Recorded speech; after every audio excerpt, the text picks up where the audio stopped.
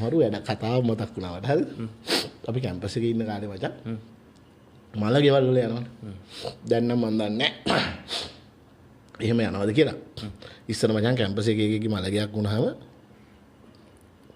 මේ කොහේ හරි කොමන් තැනක ජිම් එකේ හරි කොහේ හරි පෝස්ටර් එකක් අලවනවා මෙහෙම අහවලාගේ තාත්තා නැතිනවා මෙහෙමයි කියලා ඉතින් ඩිපාර්ට්මන්ට් වලින් ෆැකල්ටි වලින් මලගෙදර යන්න ඕගනයිස් කරන යන්නේ මචං බස් 10 12 එහෙම යන්නේ හරිද හරි ඒ කියන්නේ බැජ් එකේම එක එක ඔක්කොම යනවා ඉතින් ට්‍රිප් එකක් නේ මචං මලගේ ගාවට එනකම් බජවුද දාන යන්නේ මලගේ සුදු කොඩි දකින්නකොට තමයි බජවුව නවතින්නේ ඔකේ මරු වැඩක් තියෙනවා මේ මෙහෙම යනකොට ඇත්තටම මචං බස් 4-5ක් එහෙම යනවා ඔය ඉන්නේ උන් ඔක්කොම නගිනවා ඉතින් හරි ඌ අඳුරන්නේ නැහැ නෑ ඉතින් හරිද පොඩි ගණන් ඉතින් රුපියල් 50 100 එකතු කරගෙන යනවා ඒ යනකොට මචං කොහේ හරි මග තැනකින් නවත්තලා සම්ප්‍රදායක් එක මලගෙදරින් කන්නේ නැහැ සාමාන්‍යයෙන්.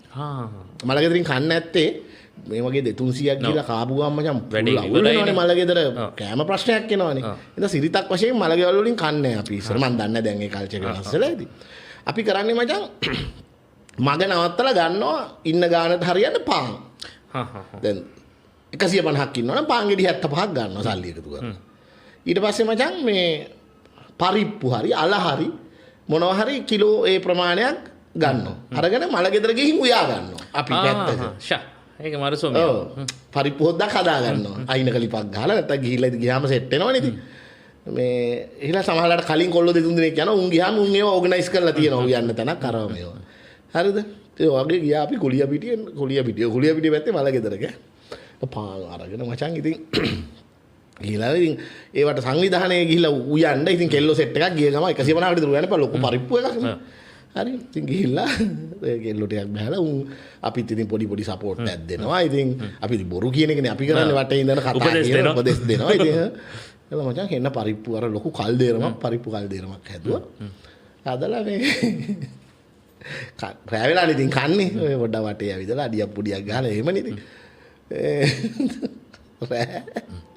කට්ටිය කන්න කියලා ගියා. දැන් 4 දිනක් යවුවා පරිප්පු කල් දෙරම අරන් එන්න කියලා. පරිප්පු කල් දෙරම අරන් වරෙන්කෝ දැන් ඒක කට්ටියට කන්න දෙන්න කියලා. ගියේ උන් 4 දෙනා වචන් ගියාට වැඩි වේගෙන් එනවා. ඒ මාර වැඩේ බං. මාර වැඩේ කන්න වෙන්නේ නැහැ. හරිද? මොකද වරෙන්කෝ යන්න පෙන්නන්න. ගියා. පරිප්පු කල් දෙරමට වචන් ගමේ 100 කෙනෙක් වැටිලා. හරිද? ඒකේ ආතල් එක තමයි. හරිද?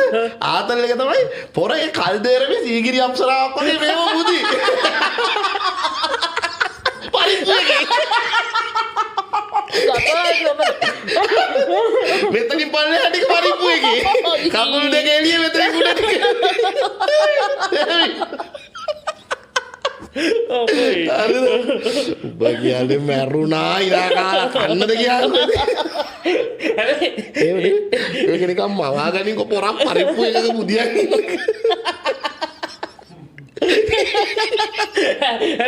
ඒක කෑවනම් පොඩි අර බොම්බිලියක් කෙල්ල දිනුනා අයියෝ වයසට පොරක් හොඳට ගහලා කොහොමද ඒකට වැටිලා නැගිටිනවා කවුරුද සනීපත් ඇති පොඩි රස්නකුත් තියෙනවා